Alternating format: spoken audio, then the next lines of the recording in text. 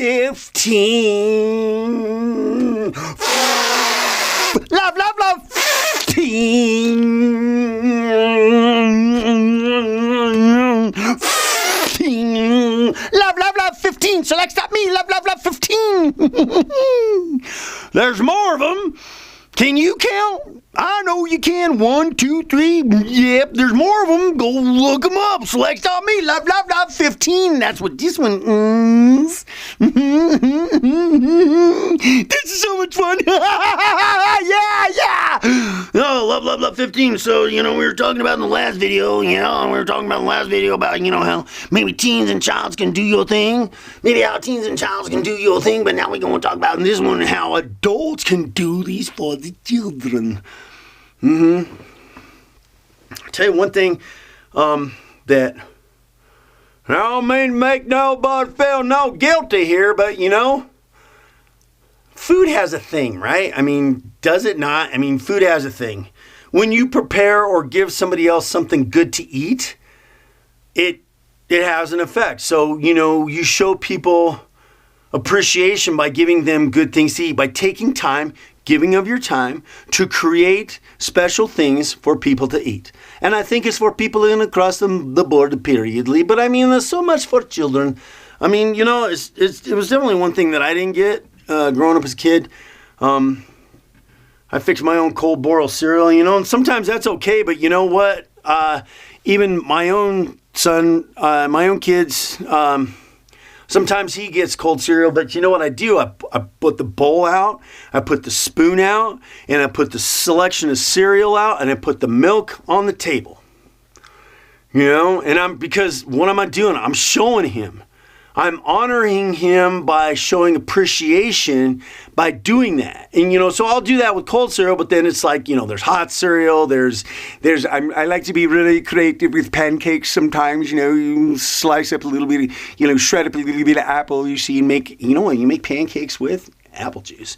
Instead of mixing water, use apple juice, use grape juice, I don't necessarily use cranberry juice, but I mean, you use some mango juice. I use the different kinds of juices, kind of flavors, a little different.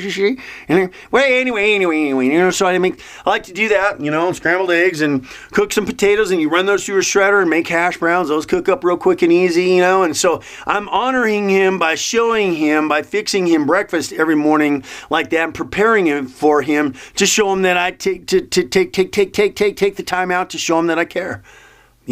That I do. And, unfortunately, I don't think he necessarily sees it. I mean, he always says thank you, but I don't think he understands and he sees what I'm doing specifically about showing him that I care for him by doing that. Because most people aren't going to, when you go out, and that's why I say you got to give without expecting.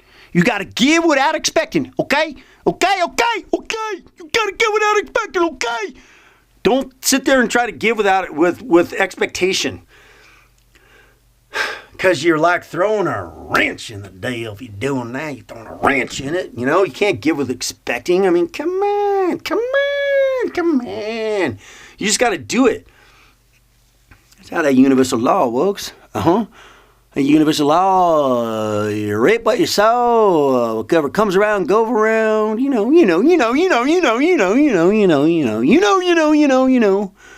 Seriously, because that one's big and huge. And showing appreciation and love for your kids as an adult, doing things. And obviously, I think kids, definitely my daughter, has been one of those kind of situations where she feels appreciated when I buy her stuff. So I'm pretty much open to doing those kinds of things as much as I can. Or you got to go within certain boundaries, but even if you are kind of limited in funds or limited in certain things in your life, whatever you can do to try to give them the things that they want, their heart's desire and what they want, I don't know what the thing about this is, but I've had great experience with this, and then when it comes time to Christmas time, I give them a budget to spend. This works for Christmas, so you don't overspend. I give them a budget, and I say, okay, this is what your budget. This is how much money you get. Now, whatever you get has to remain within this budget, but you can get whatever you want. And it's like, oh, well, come on, that really ruins Christmas. You don't know, but you know what?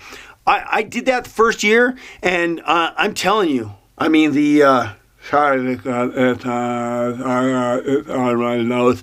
I did it the first year, and I didn't know what it was going to be like. I mean, because they went out, they got some stuff off the internet, and got some stuff out of the stores, and stuff like that. And it was like, we took care of the shopping in the beginning, and then when it came time around Christmas, of course, they kind of knew pretty much whatever they were getting, but they forgot about some of the stuff. But when they got it, it was to watch them just kind of light up with that.